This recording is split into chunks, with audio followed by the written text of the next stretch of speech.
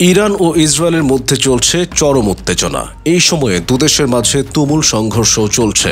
Iran ইসরায়েলে প্রায় 2 শতাধিক মিসাইল হামলা চালানোর পর এখন ইসরায়েলও ইরানের হামলার প্রস্তুতি নিচ্ছে, আর সেজন্য দেশ দুটি তাদের যুদ্ধ বিমানগুলোর ক্ষমতার প্রতি মনোযোগ দিচ্ছে প্রচুর। মধ্যপ্রাচ্যে অন্যতম বড় বিমানবহর দুটি ইরান ও ইসরায়েলের কাছে, যার মধ্যে রয়েছে ইরানের 17 এবং ইসরায়েলের 14 স্কোয়াড্রন। উভয় দেশই প্রধানত কোল্ড ওয়ার যুগের যুদ্ধ বিমানের উপর নির্ভরশীল, যেখানে ইরানের প্রায় সমস্ত যুদ্ধ বিমান সোভিয়েত ইউনিয়নের পতনের আগে কেনা হয়েছিল, আর ইসরায়েলের পুরো বহর পুরনো মডেলের F-15 এবং F-16 দিয়ে গঠিত, শুধু স্কোয়াড্রন F-35 বাদ দিয়ে। ইসরায়েলের এই F-15 বহর মোটেও অত্যাধুনিক নয়, তবে এটা ঠিক যে ইসরায়েলের আক্রমণ পরিকল্পনায় F-15 গুরুত্বপূর্ণ ভূমিকা পালন করে, কারণ ইসরায়েলের এই বহরটির রেঞ্জ ইরানের গভীরে পৌঁছানোর মতো, যা বিমান পেট্রোলিং ছাড়াই সম্ভব হয়। তাছাড়া ইসরায়েলের F-15 বৃহত্তর অস্ত্র বহন করতে পারে, যা শক্তিশালী স্থাপনাগুলো ধ্বংস করতে সাহায্য করে। তাই F-15 ইসরায়েলের বিমান বাহিনীর জন্য গুরুত্বপূর্ণ। অবশ্য ইসরায়েলের এটি বিশ্বের সবচেয়ে পুরনো এবং কম সক্ষম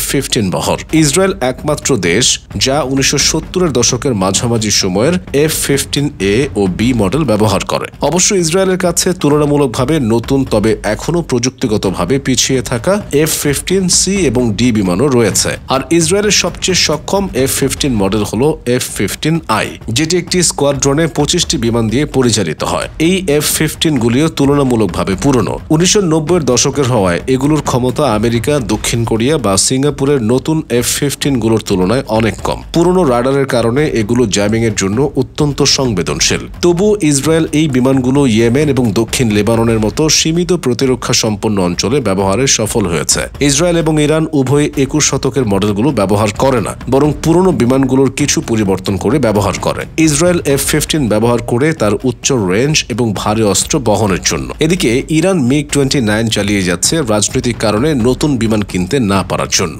ইসরায়েলি F-15 উচ্চগতি, বৃহত্তর রাডার এবং 8টি এয়ার টু এয়ার মিসাইল বহন করার ক্ষমতা রাখে, আর ইরানি MiG-29 কম মিসাইল বহন করলেও এর মিসাইলগুলো তুলনামূলকভাবে আধুনিক হয় এবং এটি বেশি ম্যানোভারিং ক্ষমতা এবং ইনফ্রারেড অনুসন্ধান প্রযুক্তি ব্যবহার করে, যা পুরনো রাডারকে এড়িয়ে যেতে সাহায্য করে। ইরানের সবচেয়ে গুরুত্বপূর্ণ সুবিধা হলো MiG-29 এর হেলমেট মাউন্টেড সাইট এবং R-73 মিসাইল, যা যে কোনো অবস্থান থেকে লক্ষ্যবস্তুতে আঘাত করতে সক্ষম।